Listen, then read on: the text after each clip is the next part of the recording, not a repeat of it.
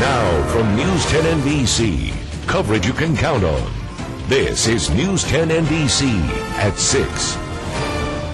A grand jury has indicted a local man for a hate crime 5 months after the attack. Tonight, the victim and his partner talk exclusively with News 10 NBC. Good evening, I'm Rich Funky. I'm Janet Lomax. Lance Neve says it's a victory for the gay community and proves the Rochester community will not tolerate hate crimes.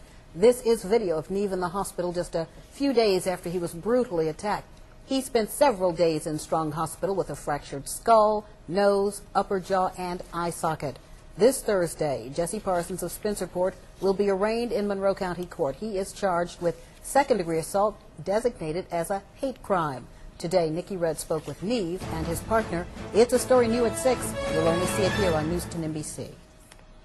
Well, I had a fractured skull with blood on my brain. By just looking at Lance Neve, you might not know he was nearly beaten to death. I have bad dreams about it, still today. And here's why. This is what Neve looked like a week after the attack. I was punched, and I went to the floor, and at that time he continued to beat my head into the floor.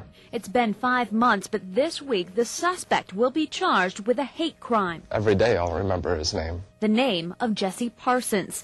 Police say Parsons yelled gay slurs at Neve this past March at Snuggery's bar in Spencerport.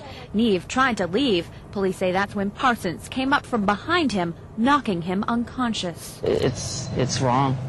It's just wrong. Neve's partner, Ozzie Maldonado, was there. I don't understand why he did what he did. And I don't think I ever would understand. The only visible scars left are around Neve's eye, but the emotional scars run deep. I don't like it when people are behind me. I even jump when my loved one comes up to rub my shoulders. I jump. But the brutal beating has brought these two closer together. We're gonna stand strong. And these young men believe the grand jury's indictment against Parsons is a strong statement from the Rochester community. Hate crimes will not be tolerated. I feel like it's a total victory. And it's the support from this community that is helping Neve move forward. It gave me a lot of strength to realize that you don't have to be ashamed of who you are. Parsons has been directed to not comment on the case, but I just spoke with his attorney, Mark Young. He says this was a bar fight, not a hate crime, and has been sensationalized by the police and the media.